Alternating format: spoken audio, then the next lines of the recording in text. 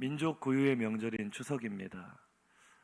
그런데 이 코로나가요, 우리의 명절 풍경도 많이 바꿔놓은 것 같아요. 작년 추석부터 추석 명절에 지자체마다 이런 현수막이 등장하기 시작했는데요. 불효자는 웁니다가 아니라 불효자는 옵니다. 고향에 오는 게 불효자랍니다. 이 코로나 시국에 어디를 다니냐, 그냥 오지 말고 선물만 보내라, 이런 현수막들이 있더라고요. 그래서 뭐 다른 현수막 보면은 이런 것도 있더라고요. 찾아뵙지 않는 것이 효입니다. 참 안타까운 소리예요. 명절이 1년에 큰 명절 2차례, 1년에 겨우 한두 차례 가족들 얼굴 보는 것조차도 코로나가 이렇게 가로막는 거죠. 그래도 작년 추석 또 올 설에는 이게 좀 심했는데요. 이번 추석부터는 백신 접종률도 꽤 높아졌고 고향을 많이 방문하는 그런 분위기입니다. 근데 문제는 이제 가정마다 며느리들이 연 이틀 2번을 추석과 설을 쉬다 보니까 이 감을 많이 잃어버린 거예요. 그래서 다시 명절을 새려 이 10월대에 가려고 하다 보니까 스트레스를 많이 받는 거죠. 집집마다 많이 싸운다고 합니다. 이런 뉴스를 볼 때마다 참 마음이 안타까워요. 누구에게나 행복해야 될 명절인데 지금 그렇잖아요. 청와대 청원에 추석을 없애주세요, 이런 청원이 올라갔다고 하잖아요. 왜 이것이 누군가에게는 이 고통이 되었을까, 이런 생각을 해보는데요. 서로 수고했다 이렇게 위로해주고 칭찬해주고 격려해주면 얼마나 좋겠어요. 근데 지금 가정뿐만 아니라 사회 분위기가 그렇잖아요. 자꾸 편이 갈리고 분열하고 싸우고. 그런데 오늘 본문이 이야기하는 갈라디아 교회의 모습도 지금 우리가 겪고 있는 이런 문제와 비슷한 모습을 가지고 있었던 것 같아요. 성경은 오늘 우리가 이렇게 반목하고 싸우고 갈등하는 모습을 이렇게 표현을 하고 있는데요. 가장 중요하고 본질적인 가치를 잃어버렸기 때문에 그렇다. 성경이 그렇게 진단하는 것 같아요. 그래서 이런 갈등하는 모습을 이렇게 표현을 합니다. 갈라디아서 5장 16절 이하의 말씀 한번 읽어보시죠. 내가 이르노니 너희는 성령을 따라 행하라. 그리하면 육체의 욕심을 이루지 아니하리라. 육체의 일은 분명하니 곧 음행과 더러운 것과 호색과 우상 숭배와 주술과 원수 맺는 것과 분쟁과 시기와 분냄과 당짓는 것과 분열함과 이단과. 아멘. 지금 노란 글씨로 나온 부분이 오늘 우리 사회가 겪고 있는, 어쩌면 우리의 가정들이 겪고 있는 문제들이죠. 분열, 대립, 분쟁, 시기, 편가르기. 근데 성경은 이것을 육체의 일이라고 말을 합니다. 무슨 얘기입니까? 복음의 본질에서 떠나서 변질된 신앙생활을 하는 자들, 이들을 육체의 일을 따르는 자들이다.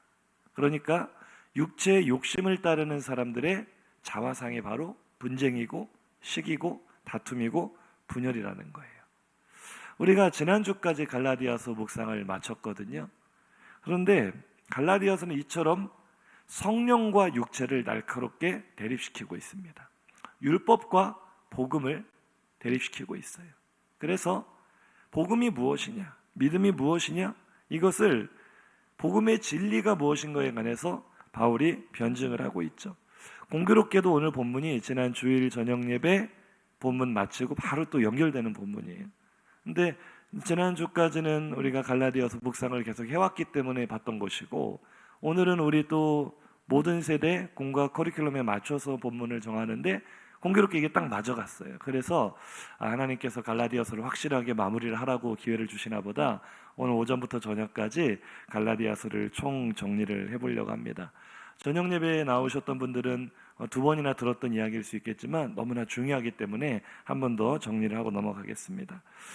오순절 성령 강림으로 예루살렘 교회가 시작이 되었죠. 이번 주 수요일 날도 이 말씀을 볼 건데요. 예루살렘 교회의 시작, 사도행전 2장입니다. 지도 한번 보여주시면은요, 오른쪽 아래쪽에 예루살렘 십자가 표시는 교회를 뜻합니다. 사도행전 2장에 교회가 시작이 되었어요. 그런데 사도행전 8장에 가서 어떤 일이 일어나죠? 스데반이 순교를 당합니다. 그리고 예수 믿는 사람들이 핍박을 당하기 시작을 해요. 그래서 예루살렘에 사도들만 남겨놓고 모든 성도들이 뿔뿔이 흩어져 버립니다.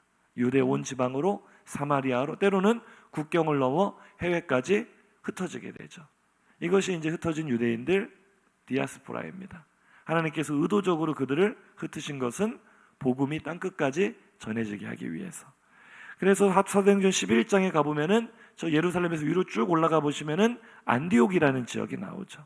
안디옥이라는 지역은 이 당시에 16군데의 도시가 있었다 그래요. 그 중에 저 안디옥, 우리가 보통 일반적으로 안디옥 교회라 말하는 저 안디옥이 바로 수리아 안디옥입니다. 저 수리아 안디옥에 예수를 믿는 경건한 유대인들이 모인 거예요. 그리고 그들을 통해서 이방인들도 함께 모여서 교회 공동체가 형성이 되었습니다. 그래서 이 교회를 맡을 사람이 없었기 때문에 바나바를 담임 목사님으로 초청을 하게 되고, 바나바는 예루살렘에서 핍박을 당해 자신의 고향인 다소로 피난해 있던 바울을 동역자로 데리고 옵니다. 그래서 바울과 바나바가 함께 동역하며 안디옥 교회에서 목회를 잘했어요. 그래서 성경이 말하기를 이때부터 이 안디옥 교회 사람들을 그리스도인이다, 그리스도인이라는 이야기가 이 안디옥 교회로부터 시작이 됩니다. 자, 지금까지 이제 교회가 몇 군데 있죠? 예루살렘 교회, 또 안디옥 교회. 근데 하나님께서는 예루살렘에 흩어진 유대인들이 세운 이 안디옥 교회를 세계 선교의 전초기지로 사용하기를 원하셨어요. 그래서 교회가 안정화가 된 다음에 성령께서 감동하셔서 바울과 바나바를 따로 세워라, 선교사로 파송을 하겠다는 거죠. 그래서 이때부터 바울과 바나바가 선교 여행, 교회를 세우기 위한 선교를 떠납니다. 그래서 이 선교를 떠나는데요, 첫 번째 1차 선교 여행의 중심 부대가 바로 이 남부 갈라디아 지역이었어요. 오늘 제가 지금 쭉 이 갈라디아서 타임라인을 그리고 있는데요, 학자들은 여러 가지 해석이 있습니다. 갈라디아서가 예루살렘 종교회의 전이냐 후냐, 아니면 또 뭐 에베소에서 썼냐, 아니면 예루살렘에 썼냐, 안디옥에 썼냐, 여러 가지 의견이 분분한데, 제가 나름대로 말씀을 묵상하고 연구해서 제가 추측하고 제가 내린 결론으로 지금 타임라인을 그려가고 있습니다. 한번 따라와 보세요. 1차 선교 여행의 중심 부대가 바로 이 남부 갈라디아 지역, 지금 지도 보시면은 수리아 안디옥에서 이제 저 아래에 있는 구브로 섬으로 갑니다. 여기가 이제 키프로스, 현재 키프로스 섬인데요, 여기에서 여러 가지 에피소드가 있고, 그 다음 육지로 상륙을 하게 되죠. 그래서 중심이 되는 도시들이 바로 또 다른 안디옥, 이 안디옥은 비시디아 안디옥입니다. 그러니까 사도행전 12장 이후를 읽을 때 안디옥이라는 단어가 나오면 이게 저기 원래 파송한 교회인 수리아 안디옥인지 1차 선교 여행의 중심지인 비시디아 안디옥인지 이걸 구분을 해야 돼. 여기서 말하는 안디옥은 비시디아 안디옥, 이어지는 바로 옆에 있는 동네들이 이고니온, 루스드라, 더베, 여기가 1차 선교 여행의 중심지였어요. 그래서 사도행전 14장 19절 이하를 한번 읽어보시죠. 시작. 유대인들이 안디옥과 이고니온에서 와서 무리를 충동하니 그들이 돌로 바울을 쳐서 죽은 줄로 알고 시외로 끌어내치니라. 자, 여기서 잠깐 멈출게요. 바울이 1차 선교 여행 때 죽을 고비를 넘깁니다. 이 사람들이 바울이 가는 곳마다 복음을 전하지 못하도 특별히 유대인들이, 동족의 위협이라는 말을 바울이 하죠. 유대인들이 살해 위협이 어마어마했습니다.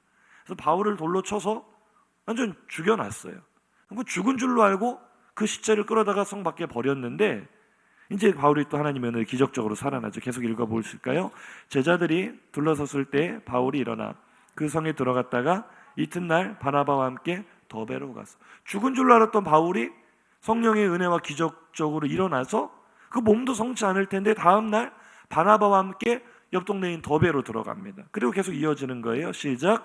복음을 그 성에서 전하여 많은 사람을 제자로 삼고 루스드라와 이고니온과 안디옥으로 들어갔어요. 여기서 말하는 안디옥이 저 비시디아 안디옥이겠죠. 그 갈라디아 남부 지역에서 계속 사역을 했다는 거예요. 죽음의 위기를 넘기면서, 돌에 맞아 죽을 뻔했던 그 위기를 넘기면서까지 이렇게 처절하게 사역을 했던 이유가 무엇인가? 이어지는 말씀 시작. 각 교회에서 장로들을 택하여 금식 기도하며 그들이 믿는 주께 그들을 위탁하고. 아멘. 따라하시죠. 교회를 세우기 위해서. 교회는요, 예수 그리스도의 피와 또 그 복음을 전하는 여러 믿음의 선배들의 피 위에 세워진 것이 교회인 줄로 믿습니다. 바울이 목숨을 걸고, 이 지도 계속 보여주세요. 지도 위에서 봐야 돼요. 목숨을 걸고 이 남부 갈라디아 지역에 교회를 세우려고 했어요. 그래서 결국 교회가 세워졌습니다. 교회들이 지역마다 세워졌는데 우리는 이것을 통칭해서 갈라디아 교회라고 합니다. 1차 선교 여행, 바울의 목숨과 바꾼, 바울의 생명값으로 세운, 예수의 피값으로 세운 교회, 갈라디아 교회였죠. 그리고 이제 갈라디아 교회를 잘 세우고 돌아왔어요. 이제 쭉 왔던 코스로 되돌아오잖아요. 어디로 돌아옵니까? 수리아 안디옥 교회, 본래 목회하던 교회로 돌아와 보니 난리가 났어요. 바나바와 바울이 선교 여행을 떠나서 갈라디아 지역에 교회를 세우는 동안 저 예루살렘에서 왔는지 유대주의자들이 이 수리아 안디옥 교회에 쳐들어와서 엉뚱한 것을 가르쳐 놓은 거예요. 바울과 바나바가 목회를 잘했던 교회 무엇을 가르쳤느냐? 사도행전 15장 1절 2절 시작. 어떤 사람들이 유대로부터 내려와서 형제들을 가르치되 너희가 모세의 법대로 할례를 받지 아니하면 능히 구원을 받지 못하리라 하니 바울 및 바나바와 그들 사이에 적지 아니한 다툼과 변론이 일어난지라. 형제들이 이 문제에 대하여 바울과 바나바와 및 그 중에 몇 사람을 예루살렘에 있는 사도와 장로들에게 보내기로 작정하니라. 아멘. 다메섹에서 예수를 만난 바울은 본인이 히브리인이요 바리새인이었음에도 불구하고 율법에 열심히 특심이었던 사람이었음에도 불구하고 예수 믿음으로 구원받는다는 진리를 깨달았어요. 그리고 가는 곳마다 예수 복음을 전합니다. 이 수리아 안디옥 교회도 마찬가지로 믿음으로 구원받는다. 바울의 전한 이 복음으로 교회가 튼튼히 서 있었는데 바울과 바나바가 자리를 비운 사이에 유대주의자들이 들어와서 바울이 전한 복음만으로 구원받지 못한다, 예수 이름만으로 구원받지 못한다, 모세가 전해준 율법을 지켜야 되고 몸의 할례를 받아 아브라함의 자손이 되어야만 구원을 받는다, 이렇게 가르쳐 놓으니 바울과 바나바가 돌아와서 발칵 뒤집힌 거죠. 큰 논쟁이 일어났습니다. 어떻게 그런 걸 가르칠 수 있느냐? 우리 이것을 예루살렘 교회로 가져가서 예루살렘 교회 사도들이 있으니까, 예수님께 직접 배운 사도들이 있으니 이 문제를 좀 해결을 하고 넘어가자. 이거 언제까지 우리가 이 율법과 복음 사이에서 헤매겠느냐? 그래서 이 예루살렘으로 바울과 바나바가 가게 되고 사도들이 다 모입니다. 이게 예루살렘 공의회예요. 예루살렘에서 복음으로 구원받느냐, 믿음으로 구원받느냐, 율법으로 구원받느냐, 이방인들이 할례를 받아야 되냐 받지 말아야 되느냐 회의가 열린 거예요. 그래서 베드로가 이야기하고 야고보가 이야기하고 서로 이야기를 하는 가운데 이방인들에게 할례를 받게 하는 것은 주님의 뜻이 아니다. 그것은 비복음이다. 유대인들의 이 굴레를 이방인들에게 주어서는 안 된다. 다만 우상과 목매어 죽인 것과 음행과 이 피 이런 것들을 행하는 이방의 풍습 몇 가지만 금하게 하고 할례라든지 율법의 굴레로부터 이방인들을 자유하게 하자. 바울이 전한 복음이 맞다는 것을 예루살렘 공의회에서 확인을 시켜줍니다. 그래서 바울과 바나바만 보내는 것이 아니라 수리아 안디옥 교회로 이 예루살렘 교회의 이 중진이었던 유다와 실라라는 인물을 함께 보냅니다. 그래서 예루살렘 공의회에서 전해준 이 소식을 수리아 안디옥 교회, 이 혼란스러운 교회, 율법이냐 믿음이냐 헷갈리고 있는 이 교회에 그 기쁜 소식을 전해주는 거죠. 사도행전 15장 27절 이하 시작. 그리하여 유다와 실라를 보내니 그들도 이 일을 말로 전하리라. 성령과 우리는 이 요긴한 것들 외에는 아무 짐도 너희에게 지우지 아니하는 것이 옳은 줄 알았노니 우상의 제물과 피와 목매어 죽인 것과 음행을 멀리할지니라. 이제 스스로 삼가면 잘 되리라. 평안함을 원하노라 하였더라. 그들이 작별하고 안디옥에 내려가 무리를 모은 후에 편지를 전하니 읽고 그 위로한 말을 기뻐하더라. 아멘. 이래서 이 수리아 안디옥 교회, 바울과 바나바가 목회하던 교회에 일어났던 큰 혼란이 일단락이 되었어요. 교회가 다시 평안해졌고 기뻐하게 되었습니다. 이제는 율법이나 할례를 주장하지 말아라. 예수 그리스도를 믿는 믿음이면 충분하다. 이것이 복음의 자유다. 정리가 됐습니다. 정리가 되자 바울은 곧바로 2차 선교 여행을 준비를 하게 되죠. 이제 우리 교회가 안정이 됐으니 우리가 다시 선교를 떠납시다. 그런데 바울이 먼저 가기를 원했던 것은 1차 선교 여행 때 자신의 생명을 주고 자신의 생명으로 예수의 핏값으로 세우신 이 갈라디아 교회를 돌아보는 거였어요. 그래서 갈라디아 지방을 가기를 원했는데 15장 36절 이하를 한번 보시죠. 며칠 후에 바울이 바나바더러 말하되 우리가 주의 말씀을 전한 각 성으로 다시 가서 형제들이 어떠한가 방문하자 하고. 아멘. 근데 여기에서 1차 선교 여행 때 같이 따라갔던 이 마가 요한이라는 청년, 이 청년을 데리고 갈 것이냐 말 것이냐는 문제로 바울과 바나바 사이에 의견 충돌이 일어나고 팀이 두 팀으로 나누어집니다.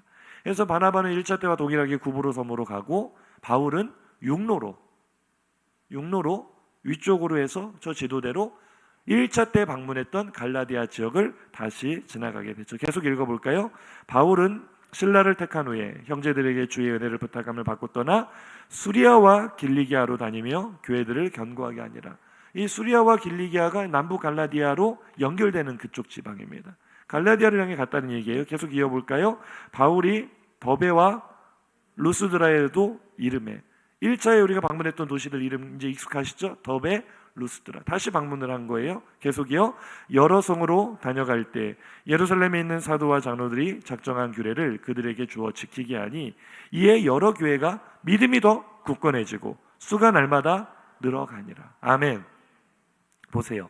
본진이라 할 수 있는 수리아 안디옥 교회에도 율법과 할례 문제가 들어와서 성도들을 혼란스럽게 했다면 완전히 이방인들 중심으로 세워진 갈라디아 지역에 있는 교회들 혼란이 더 컸겠죠.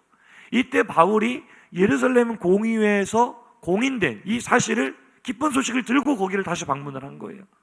다시는 율법이나 할례 멍에를 맬 필요가 없다는 거죠. 우리가 전한 복음이면 구원받는데 아무 문제가 없고 예수 십자가면 충분하니 다시는 흔들리지 말고 믿음 위에 굳게 섭시다. 그러자 이 갈라디아 지역의 교회들도 마지막 구절 우리가 읽었잖아요. 믿음이 더 굳건해지고 수가 날마다 늘어가는 부흥의 역사가 일어나기 시작을 했어요. 바울의 마음이 안심이 되었죠. 그래서 바울은 이곳을 첫 번째 경유지로 선택을 했는데요. 이제 여기에서부터 본격적인 2차 선교 여행이 펼쳐지는 거예요.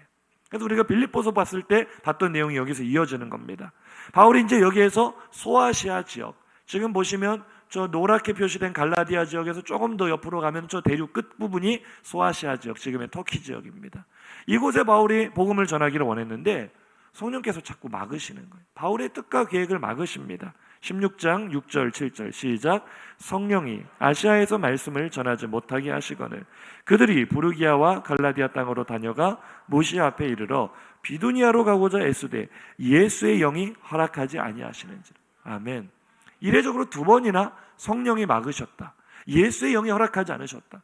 지금 복음 들고 아시아 지역 또 저 북부 지역을 비두니아라고 하는데 비두니아 지역 바울의 지금 마인드는요, 저 유럽이나 로마는 최종 목적지, 아직 이번 2차 선교 여행 때는 거기까지 갈 마음은 없고 일단은 아시아 지역을 먼저, 예루살렘에서 더 가까우니까 아시아가 여기를 먼저 복음화시키고 순차적으로 이렇게 확장해 나갈 계획을 가지고 있었던 것 같은데 성령께서 막으세요.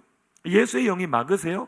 그리고 바울을 저 드로아라는 거의 땅 끝까지 이끌어 가십니다. 거기에서 환상을 보여주시죠. 16장 8절 이하입니다. 시작.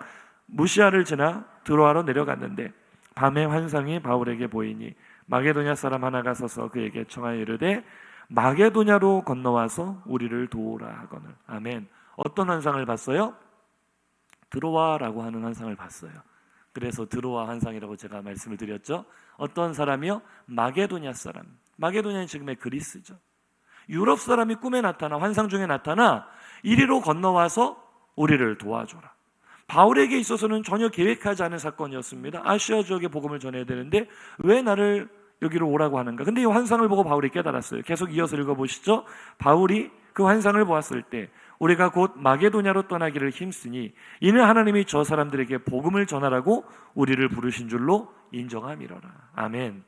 이거 우리 빌립보서 묵상할 때 우리가 봤던 내용이죠. 그래서 바울이 자신의 계획을 접고 이 드로아에서 바다를 건너갑니다. 유럽 대륙으로. 마게도냐 지역. 그래서 이 그리스로부터 온 유럽 대륙의 복음화가 시작이 된 거예요. 바울의 시계보다 하나님의 시계가 더 빠르셨죠. 바울은 아시아 다음 유럽이라 생각하는 하나님은 유럽을 먼저 가게 하셔서 거기서 만난 첫 번째 성이 바로 빌립보. 이 빌립보에서 자주상사 루디아를 만나게 되고 거기에 빌립보 교회가 세워지고, 그 다음 놀라운 게 모든 길은 로마로 통한다고 하잖아요. 당시 로마가 이 군사력의 이동과 물자 수송을 위해 그 고대에 고속도로를 깔았어요. 마차가 달릴 수 있도록 돌을 촘촘히 다 깔아가지고 이 아피라 웨이라고 합니다. 바울이 그 고속도로를 따라가면서 교회를 세우는 거예요. 하나님의 역사가 얼마나 놀랍습니까? 로마가 길을 닦은 것 같지만 하나님은 그것을 복음 전파의 이 황금길로 사용을 하신 거죠. 할렐루야. 그래서 바울이 그 길을 타고 가는 거예요. 빌립보의 교회가 세워지고요. 그 다음 데살로니가의 교회가 세워지고요. 그 다음 그리스의 이 문화와 철학의 중심지인 아테네까지 내려갑니다. 거기서 철학자들과 논쟁이 있고 아테네에서 이 실패를 경험한 후에 고린도로 와서 예수의 십자가 외에는 전하지 않겠다. 십자가의 도가 멸망하는 자들에게 미련한 것일지라도 하나님 믿는 우리에게는 하나님의 능력이다. 할렐루야. 고린도의 교회를 세웁니다. 그리고 이제 2차 선교 여행이 여기서 끝나는 것이 아니라 계속 진행이 돼야 되는데, 제가 보는 지점이 바로 여기인 거예요. 이 고린도에서 바울이 고린도 교회를 개척했을 때 고린도 교회는 우리가 알다시피 문제가 많은 교회였잖아요. 고린도 전후서의 내용이 얼마나 깁니까? 문제가 많았다는 뜻이에요. 그래서 바울이 여기서 목회를 하는데, 이때 갈라디아 지역, 자신의 첫 번째 사역지, 선교지였던 갈라디아 지역에서 소식이 전해져 오는 거예요. 기쁜 소식이 와야 되겠어요? 나쁜 소식이 와야 되겠어요? 기쁜 소식이 와야 되는데, 왜냐하면 마지막에 봤던 인상이 너무나 좋았잖아요. 예루살렘 공의에서 결정된 율법으로부터 자유하라, 이 메시지를 다 전했고 기뻐하며 믿음이 굳건해지고 교회가 부흥되는 것을 보고 왔으니 좋은 소식이겠거니 생각을 했더니 뒤통수를 맞은 거예요. 충격적인 소식이 전해져 오는데 갈라디아 교회가 배신했습니다. 예수 그리스도 십자가 복음에서 떠나 다시 율법의 굴레를 쓰기 시작했습니다. 충격적인 소식이 전해지는. 근데 바울이 지금 움직일 수가 없어요. 지금 고린도 교회에도 문제가 너무나 많아요. 고린도 교회에서 오래 머물면서 목회를 하거든요. 어떻게 해야 됩니까? 당시에 이 스마트폰이라도 있으면 카카오톡이라도 보내고 전화라도 했을 텐데, 영상통화라도 했을 텐데 그게 안 되니 편지를 쓰는 거죠. 얼마나 다급하게 바울이 또 얼마나 강한 논조로 썼는지 자신이 누구인지를 밝히기가 무섭게 인사도 하는 둥 마는 둥 하고 바로 본론으로 들어가면 1장 6절부터, 갈라디아서 1장 6절부터 바로 본론이에요. 시작. 그리스도의 은혜로 너희를 부르신 이를 이같이 속히 떠나 다른 복음을 따르는 것을 내가 이상하게 여기노라. 다른 복음은 없나니 다만 어떤 사람들이 너희를 교란하여 그리스도의 복음을 변하게 하려 함이라. 그러나 우리나 혹은 하늘로부터 온 천사라도 우리가 너희에게 전한 복음 외에 다른 복음을 전하면 저주를 받을지어다. 아멘. 얼마나 강한 어조로. 어리석도다 갈라디아 사람들아. 성령으로 시작했다가 육체로 마치겠느냐. 어떻게 올바른 진리를 손에 쥐고도 올바른 복음을 듣고도 이같이 진리에서 속히 떠나 다른 복음을, 가짜 복음, 변질된 복음을 따라갈 수가 있느냐. 갈라디아 교회 안에 들어온 다른 복음이 무엇이었습니까? 바로 소리아 안디옥 교회에서 일어난 것과 똑같이 유대주의자들이 그들 속에도 들어간 거예요. 차라리 소리아 안디옥 교회는 예루살렘 공의와 전이었지만 저는 이 사건을 예루살렘 공의의 후로 봅니다. 갈라디아 사람들이 바울을 통해서 이제 너희는 율법으로부터 자유하다, 할례 받을 필요 없다, 이방인으로서 유대인처럼 될 필요 없다, 예수 그리스도의 십자가면 충분하다, 분명히 그 말을 듣고 믿음이 굳건해졌거든요. 교회가 부흥했거든요. 그런데 바울이 이제 유럽 대륙으로 건너와서 교회들을 세우고 목회하는 동안, 선교하는 동안 이 교회가 급속도로 변질돼 버린 거예요. 너무나 충격이었죠. 어떤 다른 복음이요? 율법을 지키고 몸의 할례를 받아 아브라함의 자손이라는 증거가 있어야만 구원을 받는다. 이런 충격적인 일을 따르고 있는 거예요. 바울이 이것을 정면으로 반박합니다. 갈라디아서 2장 16절 시작.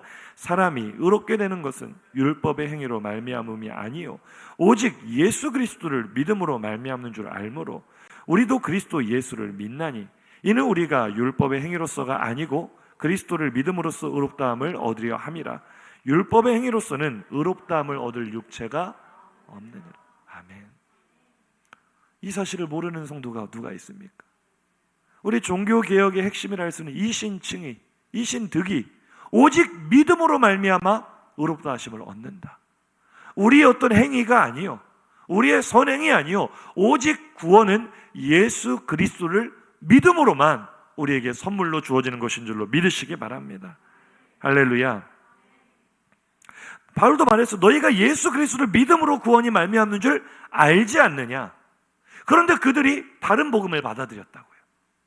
이게 오늘 교회는 다를까요? 오늘 우리도 이신칭의, 이신득이를 모르는 사람이 누가 있어요? 예수를 믿음으로 거룩하여지고 예수를 믿음으로 구원받아 하나님의 자녀가 되었다. 모르는 사람 아무도 없는데 이것이 갈라디아 교회의 문제가 아니었다는 거예요.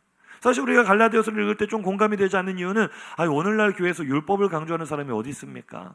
율법을 지켜야 구원받는다 말하는 사람이 어디 있습니까? 우리와 시대가 좀 다르지 않습니까? 그런데요, 모양이 달라졌을 뿐 똑같습니다. 오늘날도 교회 안에 얼마나 많은 율법주의, 얼마나 많은 행위 구원이 들어와 있는지 몰라요.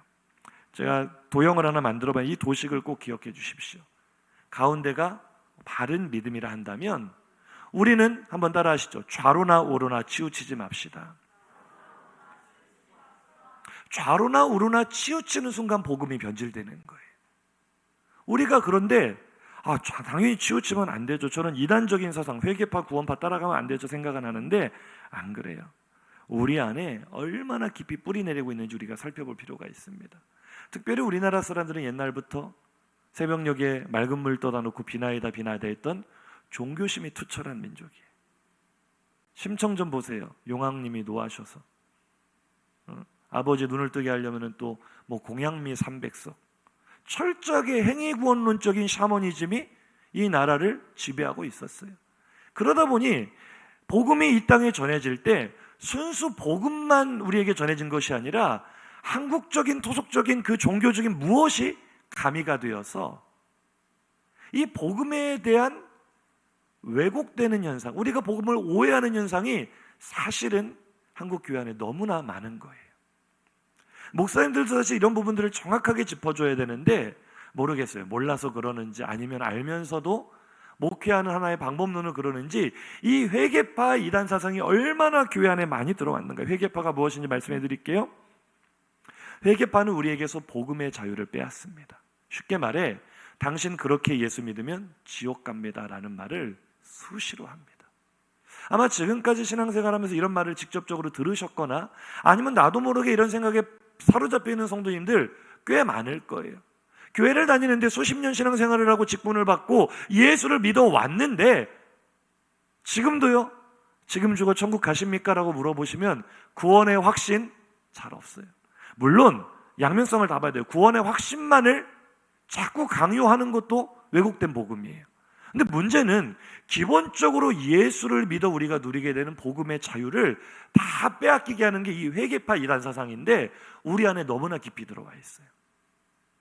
내 모습을 보면 천국 못 갈 것 같은 거예요. 지금은 주님이 오시면 좀 곤란할 것 같다. 이거 전부 다 회개파 이단 사상의 영향을 받고 있는 겁니다. 한번 지금 잘 들어보세요. 지금 오늘 예배하는 이 순간 주님이 갑자기 재림하시면 조금 곤란하신 분들 마음속으로 손을 한번 들어보십시오. 지금 예수님 오시면 조금 곤란하고 주님 제가 좀 준비한 다음에 오십시오. 이런 분들 계시면은 이게 지금 회개파 이단 사상이 이미 우리가 많이 영향을 받고 있는 거예요. 툭하면 금식과 회개를 강요합니다. 당신의 삶이, 당신이 성도라면서 당신의 삶에 죄가 발견되었으니 그 죄를 회개하지 않으면 당신은 지옥 간다. 우리가 이 말을 아무 거부감 없이 받아들입니다. 그치, 내가 죄가 있으면 지옥 가지. 여기에서부터 문제가 생기는 거예요. 여기에서부터. 얼핏 들으면 맞는 얘기 같지만 그것이 얼마나 예수께서 십자가에서 다 이루신 십자가의 능력을, 십자가의 보혈을 얼마나 무력화시키는 일인지 몰라요. 한번 보세요. 갈라디아서 2장 21절입니다. 시작. 내가 하나님의 은혜를 패하지 아니하노니 만일 의롭게 되는 것이 율법으로 말미암으면 그리스도께서 헛되이 죽으셨느니라. 아멘. 당시 갈라디아 교회 안에 들어왔던 것은 예수 믿는 걸로 구원을 받느냐, 너 죄 짓잖아, 너 연약하잖아, 너 지금 삶이 구별이 안 됐잖아, 율법 지켜야 네가 깨끗해지고, 율법 지켜야 네가 경건해지고 거룩해지고, 율법 지켜야 네가 구원받는 거야. 오늘 우리는 어때요? 예수의 피가 나를 구원했다는 사실을 믿으나 거기에 나의 행위가 뭔가가 붙어야 돼요. 내가 그래도 뭔가를 좀 해야 되고, 내가 남들보다 더 많이 헌신하고 봉사하고 기도하고 신앙생활하고 종교적인 열심과 행위가 내게 충분하게 수반이 되어야만 내가 천국 가지. 나 자신에 대해서도 다른 사람에 대해서도 다 그렇게 판단을 하고 정죄하고 있는 거예요. 저 사람 저래가지고 지옥 가겠어. 저는요 분명히 말합니다. 교회 다니면서 목사 아니라 누구라도 지옥 간다는 말 함부로 하면 안 돼요. 구원은요 하나님의 주권에 달린 문제이고 우리는 구원받는 축복의 복음을 선포하는 사람들이지 지옥 간다는 말로 사람들을 공포심에 사로잡혀 신앙생활 아닌 종교인을 만들어내는 것, 그거 변질된 복음입니다. 한번 인사하시죠. 지옥 간다는 공포심은 다른 복음입니다. 그런데 사람들은요 그런 말을 들으면은요 막 거기 끌려요. 자기가 자기 연약함을 알기 때문에 자꾸 자신을 정서적으로 학대합니다. 날마다 무릎 꿇고 기도해서 구원받아야 된다. 회개해서 구원받는 그 도식이 잘못됐다는 게 아니에요. 이들이 왜 이렇게 잘못된 주장을 하게 되느냐. 보세요. 내가 뭔가 예수 믿는 믿음만으로 구원이 아니라 나의 어떤 신앙 행위가 덧붙여져야만 구원을 받을 수 있다면 그리스도께서 헛되이 죽으셨다고요. 예수 보혈의 능력이, 예를 들어 회개파 주장은 자신이 그 죄를 깨닫지도 못하고 회개하지 못하고 죽으면 지옥 간다는 건데, 그럼 우리 중에 부지 중에 지옥 갈 사람이 얼마나 많겠습니까? 우리가 지은 죄를 다 기억하는 것도 아니에요. 그리고 아무리 기억하고 회개한다 한들 저는 거기에 또 다른 위선과 가식이 있다고 생각해요. 정말 우리가 온전해질 수 있습니까? 철저히 회개한다면 온전해질 수 있을까? 바울조차도 오호라 나는 공고한 사람이로다. 내가 마음으로는 하나님의 법을, 육신으로는 죄의 법을 따르노라. 이게 우리 인생의 본질이고 우리의 현실이고 자화상이거든요. 그런데 회개파 이단은 자꾸 우리에게 어떤 환상을 심어줘요. 거룩하게 되면, 자꾸 회개하면 깨끗해진다. 완전 성화를 주장하는 것 같아요. 그런 상태가 되어야만 구원받을 수 있다. 그러니 틈만 나면 집사님 이번 주 수요 예배 안 나오셨네요? 집사님 그러다 지옥 가요. 3일 금식하시고 회개기도 하시고 예배 빠지지 마세요. 아, 권사님이 지난주 11조 띄어 먹으셨네요? 권사님 지옥 가요. 어디 하나님 거 도둑질합니까? 가서 일주일 금식하시고 회개기도 하시고 11조 띄어 먹지 마세요. 이러면 사람들 다 도망갈 것 같죠? 열광합니다. 막 모여들어요. 그 자신의 행위가 자신을 구원할 것 같은 거죠. 마음에 안심이 된다는 거죠. 그런데 보세요. 회개파는요, 칭의와 성화의 회개를 구원하지 못합니다. 회개해야 돼요. 그런데 우리를 구원에 이르게 하는 회개는 단 한 번인 줄로 믿으시기 바랍니다. 회개가 무엇입니까? 내가 죄인임을 깨닫는 거예요. 세상 사람 붙잡아 놓고 당신 죄인입니다 그러면 화내요. 내가 뭐 도둑질을 했냐, 사람을 죽였냐, 내가 왜 죄인이냐. 근데 회개의 시작은요, 내가 죄인임을 깨닫는 거예요. 그리고 나는 죽었다 깨어나도 지옥밖에는 갈 곳이 없고 나를 철저히 깨닫는 거예요. 그런데 그때 빛이 비춰옵니다. 예수 그리스도의 십자가 보혈입니다.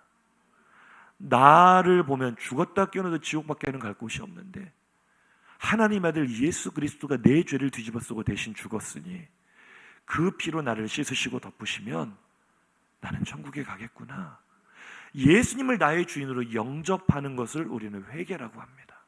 그러면 그게 영접하는 것으로 끝납니까? 회개는 반드시 삶의 액션으로 드러나는데요, 유턴입니다. 따라하시죠. 회개는 유턴입니다. 내가 죄인임을 깨닫지 못하고 예수가 나의 주인임을 깨닫지 못했을 때는 내가 옳다고 생각하는 방향으로 걸어갑니다. 근데 그것의 끝에 사망이 있다는 것을 깨닫지 못할 뿐이에요. 근데 회개가 무엇입니까? 깨달은 거예요. 내가 이대로 가다가는 죽겠구나. 내가 이대로 가다가는 지옥이구나. 그런데 예수가 나를 구원하셨어. 예수가 나를 살리셨어. 예수가 나의 주인이야. 영접했죠? 더 이상 그 방향으로 갈 수가 없어요. 왜요? 이제는 내가 산 것이 아니에요.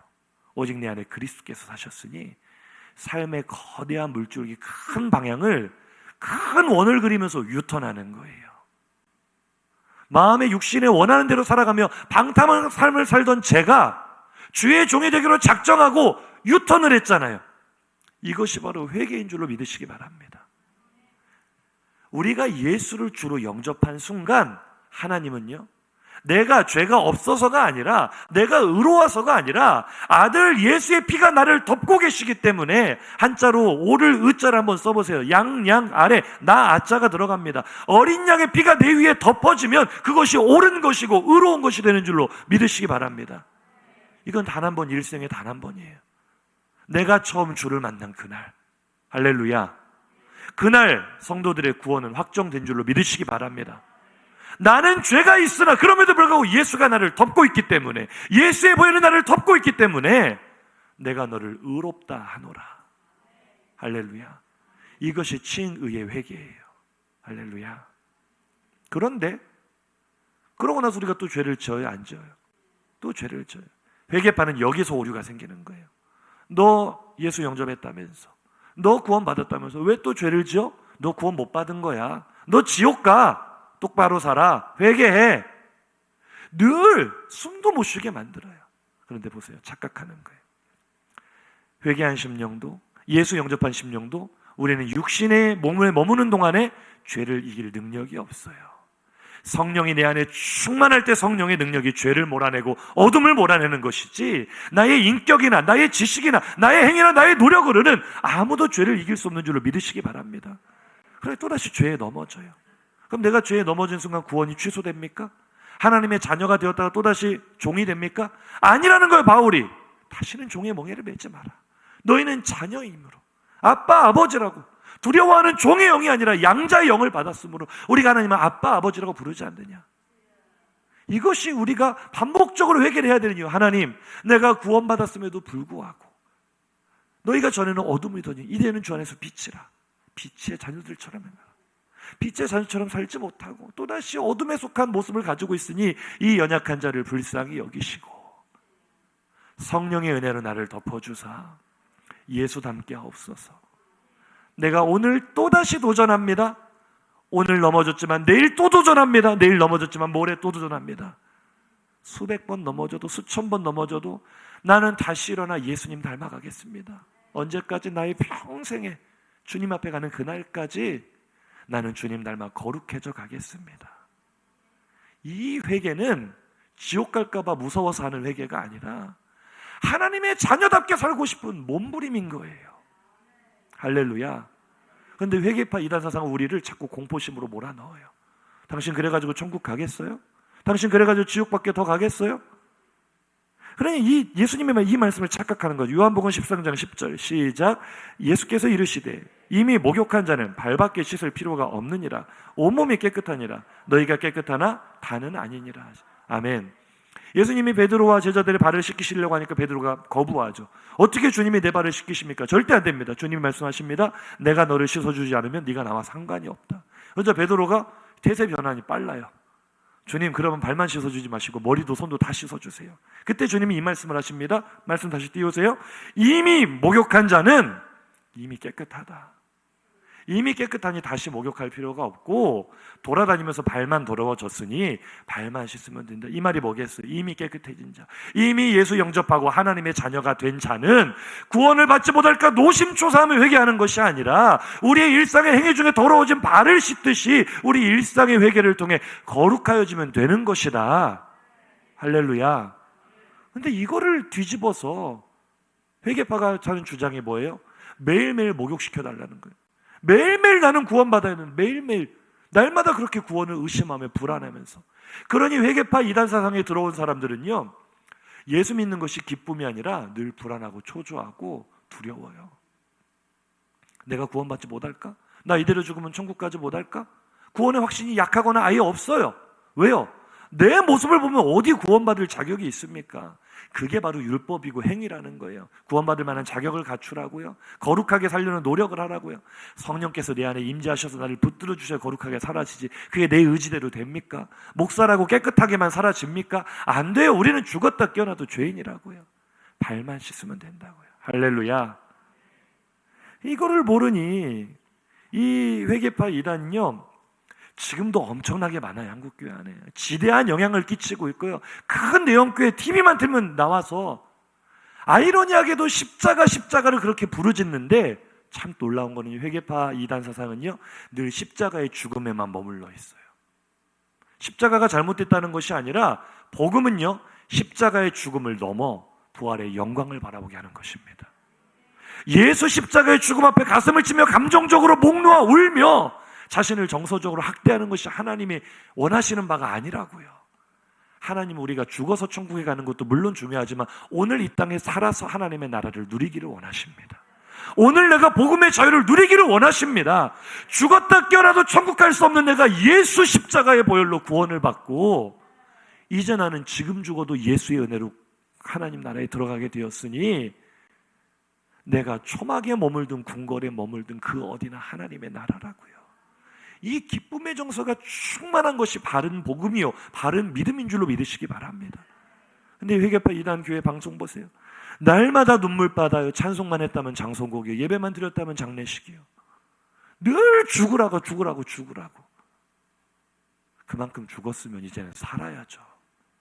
언제까지 예수 죽음에만 머물러 있겠냐고요.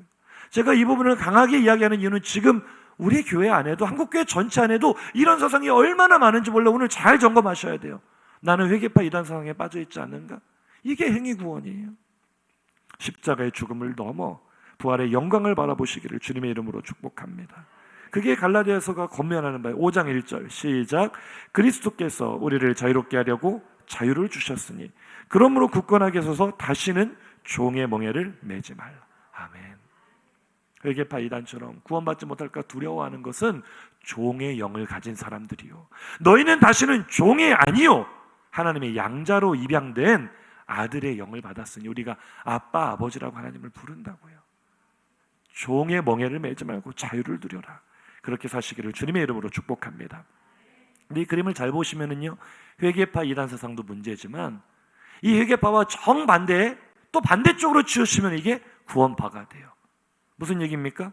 이 구원파는 한마디로 조금 전에 회개파는 매일매일 온몸을 목욕시켜 주십시오라고 주장하는 사람들이 한다면, 이 구원파는요, 발도 씻을 필요가 없다. 이것도 웃기는 사람들이에요. 이 사람들의 주장은 뭡니까? 여기까지는 우리와 똑같아요. 바른 복음과 똑같은 게 어디 지점까지는 똑같느냐? 예수의 피로 우리가 구원받았다. 예수의 피로 우리가 의롭게 되었다. 여기까지는 똑같아요, 구원파. 그러니까 박옥수나 이요한이나 설교 들어보면은 성도들이 뭣도 모르고 아멘 아멘 한다니까요. 한 70%까지는 똑같이 가요. 예수 십자가 보혈의 능력, 의롭게 하심. 근데 그 다음을 잘 들으셔야 돼요. 이미 구원받았으니 왜 회개하느냐? 회개하면 당신 구원 못 받았다는 증거야. 회개하지 마. 왜 회개를 해? 이미 구원받았는데. 구원받은 사람은 절대 회개하지 않아. 이 주장은 맞아요, 틀려요? 이것도 지금 엉뚱한 주장은 칭의만은 알지 성화를 전혀 모르는 거예요. 조금 전에 말씀드렸다시피 아무리 깨끗하게 목욕을 했어도 인사하시죠. 발은 씻어야 합니다.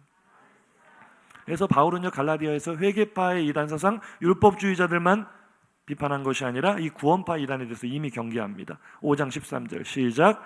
형제들아, 너희가 자유를 위하여 부르심을 입었으나 그러나 그 자유로 육체의 기회를 삼지 말고 오직 사랑으로 서로 종노릇하라. 아멘. 복음이 얼마나 명쾌합니까?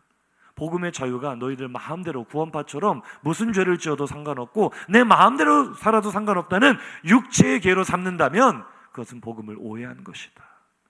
진짜로 복음의 자유에 사로잡힌 사람은 도리어 자유를 주셨으나 다시 구속을 원하는 이 복음의 역설, 주님 닮아 사랑으로 종노릇하며 남을 섬기며 내 스스로를 방종으로 버려두는 것이 아니라 주님 닮은 모습으로 이끌어가는 이 아름다운 사랑의 종노릇하는 교회의 모습, 이것이 바른 복음인 줄로 믿으시기 바랍니다. 결론은 잠언 4장 27절이에요. 시작. 좌로나 우로나 치우치지 말고 내 발을 악에서 떠나게. 아멘.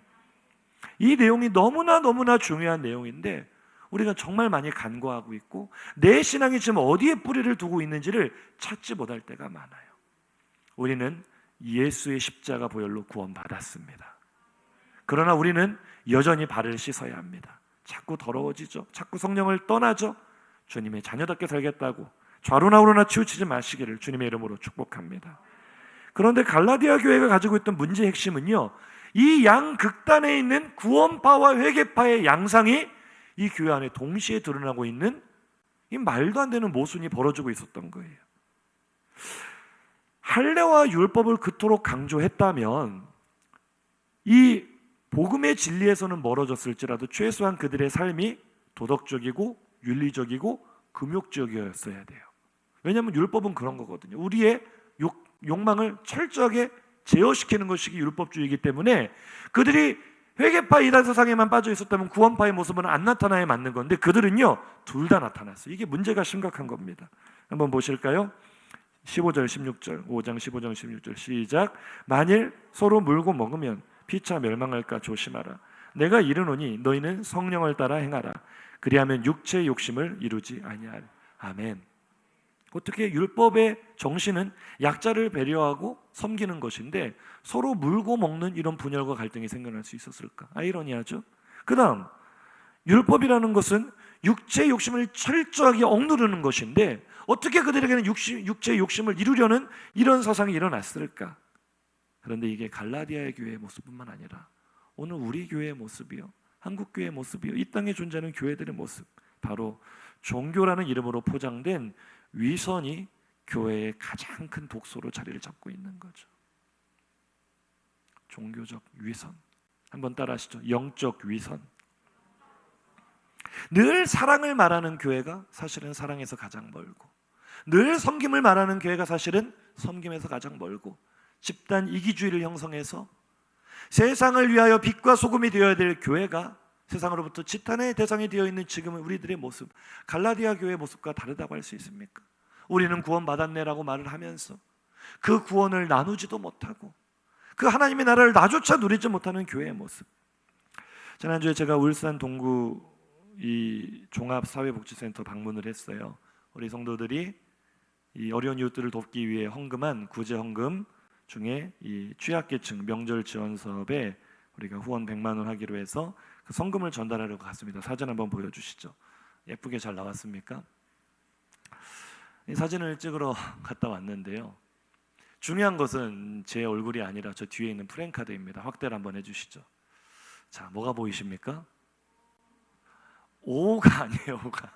저도 처음에는 이걸 보고 오 그랬어요. 왜냐하면 저는 동구에 그렇게 취약계층이 많은지 몰라서 동구를 두 권역으로 분할을 한답니다. 이 방어동과 화정동 중심으로 하는 우리 동네 쪽과 있고요. 또 남목과 전화동 중심으로 이렇게 두 구역으로 나누어지는데 우리 이쪽 지역이 뭐 반절밖에 안 돼. 얼마나 넓어봤자 얼마나 넓어요. 그런데 여기에도 수백 가정이 넘는 거예요. 결손 가정, 독거 노인. 이 명절에도 외롭고 쓸쓸한 분들이 그렇게 많은 거예요. 근데 그들을 돕기 위해서 여러 업체들이 모여서 이렇게 후원을 하는데요. 보세요. 뭐 현대중공업, 뭐 새마을금고, 코스트코, 그리고 화평교회. 대단하지 않습니까? 저도 처음에는 뿌듯했어요. 우리 교회가 저런 굴지의 기업들과 어깨를 나란히 한다는 것 자체가 굉장히 쇼킹하고 뿌듯하고 굉장히 마음이 좋았는데 그 마음은 잠깐이었고 마음이 굉장히 씁쓸해졌어요. 우리 교회는 사실 뭐 동구 전체로 봤을 때 우리보다 크고 영향력 있는 교회들이 얼마나 많습니까? 근데 저는 당연히 다른 교회들도 다 하면서 우리 교회도 아주 적은 정성이지만 십시일반 힘을 모으자는 측면에서 갔는데 왜 교회들이 이 일에 참여하지 않을까? 근데 이야기를 들어보니까 많은 교회들이 정기적으로 후원을 해왔는데 다 끊었답니다. 이유가 뭐냐 물으니 코로나 때문에 힘들어서. 제가 그 말을 듣고 충격에 빠졌어요. 사실은 이 일을 지금 주관하는 직원들도 참 놀랍게도 다 대부분 성도들이더라고요. 다 울산에 내노라 하는 대형 교회 출석을 하고 계세요. 근데 그 교회들도 다 외면하고 있어요. 힘드니까. 교회의 본질이 무엇입니까? 하나님의 나라를 나누는 것 아닙니까? 힘이 적으면 적은 대로, 많으면 많은 대로 우리는 이 생명의 강물을 세상에 흘려보내는 것이 교회의 사명인 줄로 믿습니다. 힘들면 그럴수록 교회가 더 앞장서야 되는 거 아닐까요? 예전에는 후원하는 곳이 2줄로 이렇게 기록이 됐는데 지금은 다 끊었대요. 근데 교회가 없다는 것이 제 마음을 너무나 아프게 했어요. 물론 교회들은 보이지 않는 곳에서 많은 구제의 손길들을 펴고 있을 겁니다. 교회들을 뭐 싸잡아 비판하는 건 아니지만 제 마음이 아팠던 건 그거예요. 후원을 하다가 끊었다. 교회가 경제적으로 좀 어려워지면 당장의 선교사님들 후원을 끊고 구제하는 일에 후원을 끊고. 그런데요, 저는 그렇게 생각해요. 그렇게 하면 하나님께서 복을 안 주십니다. 우리가 힘들면, 우리 작년에 봤잖아요. 태풍으로 교회 외벽이 무너지고 교회 비 다 들어오고 난리가 났을 때 도리어 우리 교회는 수해 입은 분들을 위해서 성도들이 더 헌금을 해서 전달을 했어요. 그때 적십자에서 오신 분들이 예수 믿는 분들은 아닌 것 같은데 감동을 받더라고요. 어떻게 이 교회가 이렇게 다 허물어져 가지고 교회가 도움을 받아야 될 것 같은데 이렇게 도움을 주시느냐고 그들이 놀랐어요. 그때 저는 그 얘기했습니다. 교회는 원래 그런 겁니다. 너무 멋있는 말인 것 같아요. 한번 따라해 보세요. 교회는 원래 그런 겁니다. 저는 이번에 사실 성금 전달하면서도 되게 민망했거든요. 금액도 적기도 했지만 사실 우리가 해야 될 봉사는 돈 갖다 주는 게 아니라 우리가 자원봉사의 팀을 꾸려가지고 가서 봉사도 하고 돕기도 하고 전도 붙이고, 전 붙이는 일 많이 했는데 요즘 못한대요. 사람이 없어서. 우리 전 잘 붙여야 됩니다. 주님의 명령이잖아요. 가서 전하라. 전해야죠. 이런 일도 우리가 해야 되는데 교회들이 지금 다 손 놓고 있다고요. 왜요? 주님 닮은 사랑을 말하고 있으나 다 세속화되어 버린 거예요. 경제적인 문제가 눈앞에 먼저 보이고 주님이 우리에게 사랑을 베풀려고 주신 그 영혼들은 보이지 않는 거예요. 이게 어떻게 갈라디아 교회만의 문제입니까? 우리 안에 다른 우리를 현혹시키는 미끼들이 들어왔다는 거예요. 왜 갈라디아 교회에 오늘 우리 교회 이런 모습들이 나타나게 됐을까요? 교회뿐 아니라 성도들의 가정에 이르기까지 왜 명절에 서로 싸우겠어요? 이기심과 탐욕, 갈등, 분열 이런 것들이 왜 가득 들어왔겠어요? 한번 따라 하시죠. 복음의 본질을 잃어버렸기 때문입니다. 곡성이라는 영화를 보면은 그 카피라이터가 그거잖아요. 미끼를 물었다. 사탄은 우리에게 미끼를 던집니다. 복음의 본질에서 떠나게 하기 위해서, 복음이 주는 자유에서 자유를 빼앗기 위해서 우리에게 미끼를 던집니다. 그 미끼가 오늘 본문이 말하는 육체의 욕심이에요. 육체의 욕심, 바로 소유, 가치, 물질 이런 것들을 말하는 우리의 욕망, 탐욕. 요한일서 2장 16절입니다. 시작. 이는 세상에 있는 모든 것이 육신의 정욕과 안목의 정욕과 이생의 자랑이니 다 아버지께로부터 온 것이 아니요 세상으로부터 온 것이라. 아멘.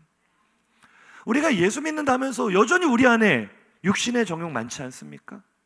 내 육신의 욕망대로 하고자 하는 마음에, 안목의 정욕, 막 눈에 보이는 대로 다 좋아하고, 이 세상 것인지 복음적인 것인지 나를 죽이는 건지 살리는 건지 모르고 이생의 자랑. 하여튼 모였다면 자랑. 명절 때 또 자식 자랑하느라 바쁘고, 아니, 집값이 오른 게 뭐 그렇게 자랑이라고. 자랑하고. 우리 안에 얼마나 많은 욕심들이 있는지 몰라요. 지금은 코로나 때문에 우리가 잘 못 가지만 뷔페 가보세요. 뷔페. 그 이미 배가 남산만큼 불렀는데도 한 접시라도 더 먹으려고 욕심 부리는 거 보세요. 제가 어제 아침에 묵상 마치고 이렇게 집에 가기 전에 교회 앞에 홈플러스에 들렀더니 약과 세일을 하더라고요. 1kg를 엄청 싸게 팔아요. 그래서 제가 한 봉지를 샀어요. 집에 가서 먹어보니까 맛있어요. 그럼 그거 먹고 만족하면 되잖아요. 맛있다고 바로 전사하면서 전화해가지고 야 2봉지 더 사놔라. 이 욕심이에요. 욕심. 나누려는 마음보다는 4배 채우려는 욕심이 성도들 마음속에 다 덕지덕지 붙어있어요. 근데 이게 사탄이 우리에게 뿌려놓은 미끼라고요. 미끼. 육체의 욕심, 소유가치에 대한 욕망을 말하는 것입니다. 더 많이 갖고 더 많이 누리고 더 많이 자랑하려는 육체의 욕심, 이 소유가치. 성경이 이 소유가치의 정체를 이렇게 말합니다. 디모데전서 6장 7절 8절 시작. 우리가 세상에 아무것도 가지고 온 것이 없음에 또한 아무것도 가지고 가지 못하리니 우리가 먹을 것과 입을 것이 있은즉 족한 줄로 알 것이니라. 아멘. 성경은 소유를, 이 물질을 도구라고 말합니다. 목적이 아니다. 그냥 내 손에 있는 줄로 족한 줄로 알고 하나님 나라 위해서 잘 사용하면 된다. 만족의 비결을 알려고 합니다. 그런데 우리는 그것을 목적으로 삼을 경우가 너무나 많다는 거예요. 목적으로 소유가치를 삼고 사는 사람이 너무나 많아요. 교회 안에도 많아요. 그 결국이 어떻습니까?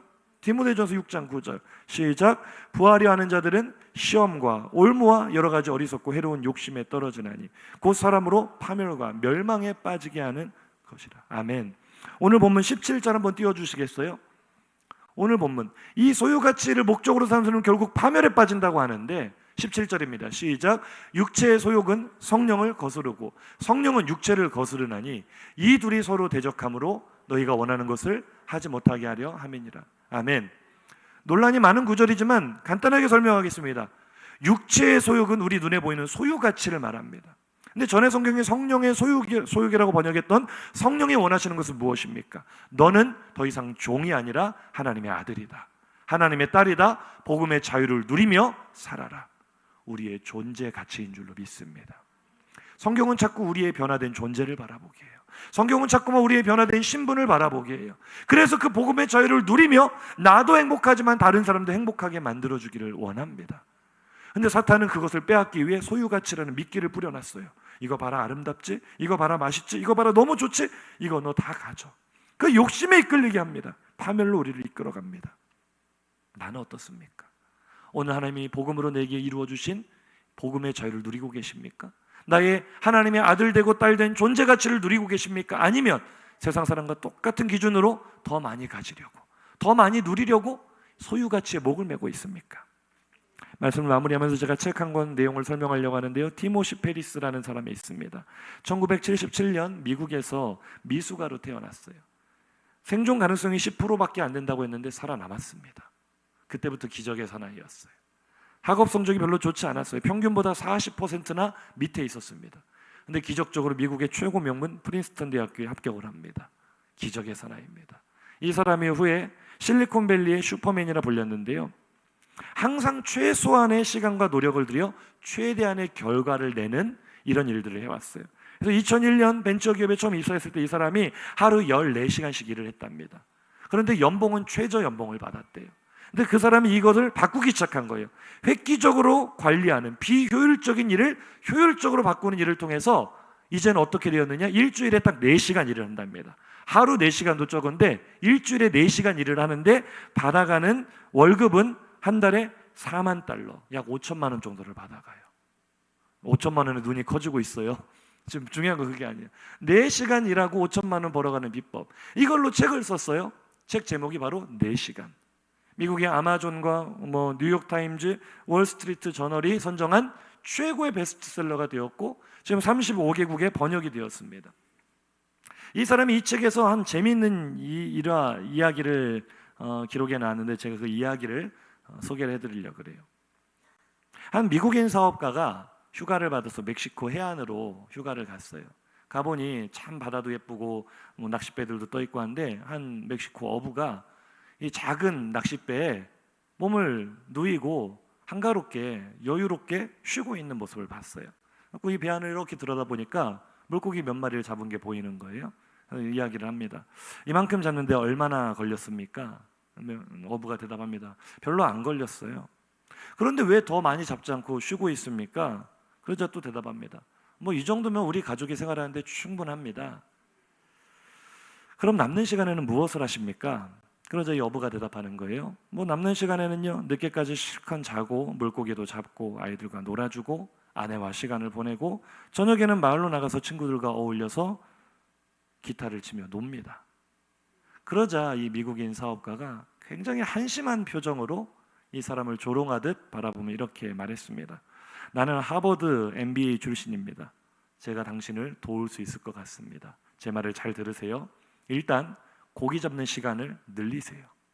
고기 잡는 시간을 늘리면 그 수익으로 당신은 더 큰 배를 살 수 있을 겁니다.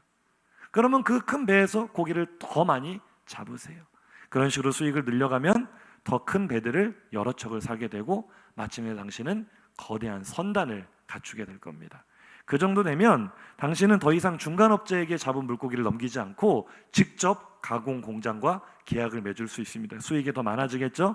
나중에는 당신이 아예 통조림 가공 공장을 차릴 수도 있습니다.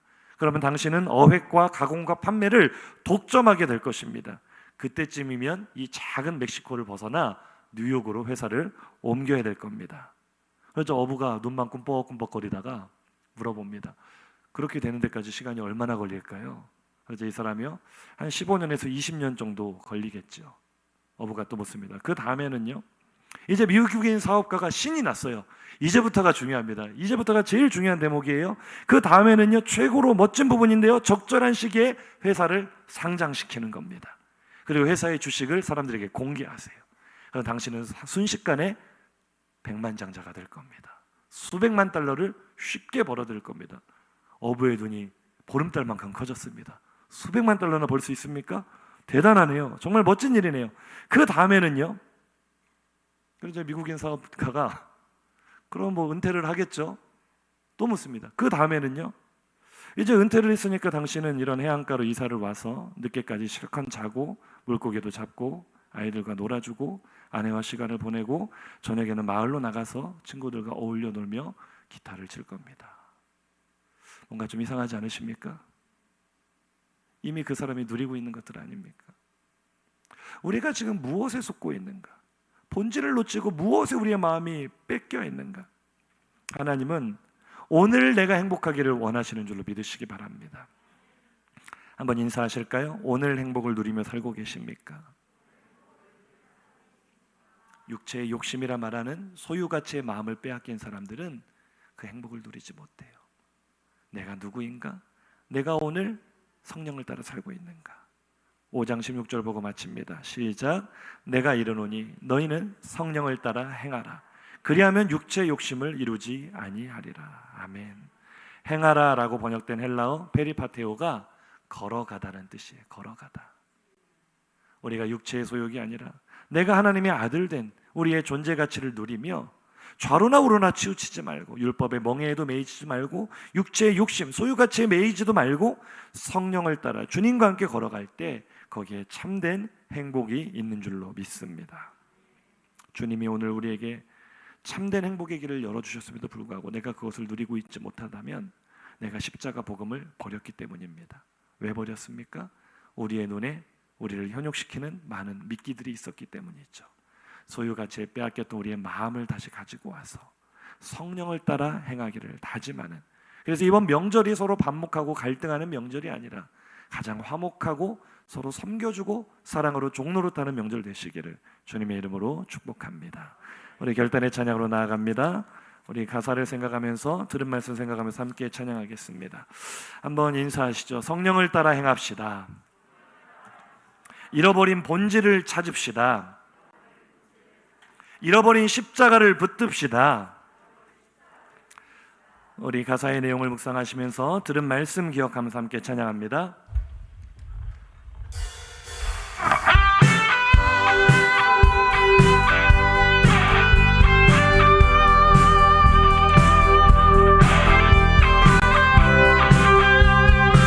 우리 함께 박수 치면서 찬양할까요?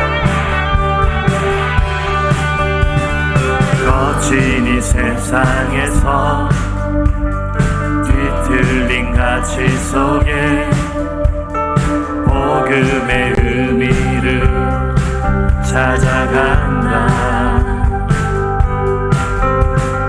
험한 세상에서 공허한 가치 속에 십자가 의미를, 내게 자유를 주시고 행복을 주신 그 십자가 바라봅시다. 나의 유익과 버리는 주께 생명과 영혼을 드리는 그 길을, 십자가 따르는 길을, 성령 따르는 길을 우리 한 번 더 선택합시다. 할렐루야. 내가 버린 십자가 다시 지고 결코 시들지 않는 주의 영광 위해 내가 놓친 진리를 다시 잡고, 주님의 약속은 변하지 않습니다. 내 약속, 우리 성령을 따라 예수를 따라 따라가리. 우리 처음부터 한 번 더 고백할까요? 거친 세상에서 뒤틀린 소유가치에 마음 빼앗기지 말고 복음이 나에게 말하는 것이 무엇인지 찾기 원합니다. 험한 세상에서 공허한 가치 속에 십자가 의미를, 십자가는 우리를 자유케 하십니다. 나의 유익과 만족을 버리는 주께 생명과 영혼을 드리는 그 길을 한 번 더 우리 선택합시다. 성령을 따라 걸어가기 원합니다. 내가 버린 십자가 다시 지고 결코 시들지 않는 주의 영광 위해 내가 놓친 진리를 다시 잡고 절대 변하지 않는 주의 약속 내가 버린 십자가 다시 잡고 내가 버린 십자가 다시 지고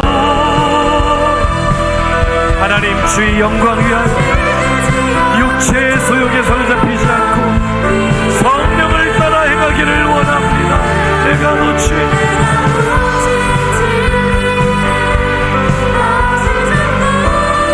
아버지 절대 변하지 않는 주의 약속 예수만 따라갑시다. 예수 따라가리. 할렐루야 할렐루야. 우리 시간 조용히 눈을 감으시고 두 손을 모으고 우리 함께 통성으로 결단하며 기도하겠습니다. 오늘 행복을 누리고 계십니까? 오늘 복음을 누리고 계십니까?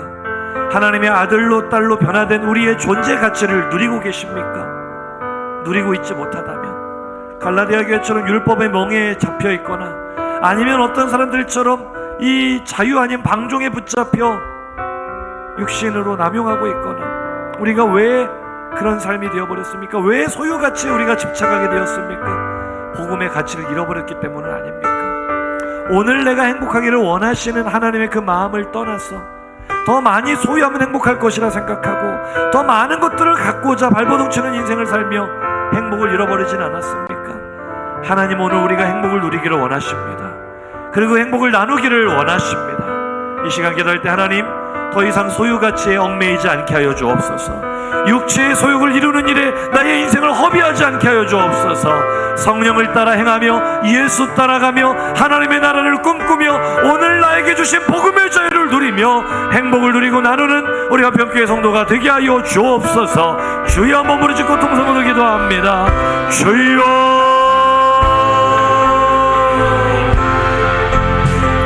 하나님 아버지 이 시간 우리에게 주신 말씀을 부여잡고 하나님 내가 오늘 내게 주신 존재 가치를 누리며 살고 있습니까? 복음의 자유를 누리며 살고 있습니까? 하나님 아니면 내가 소유 가치의 마음을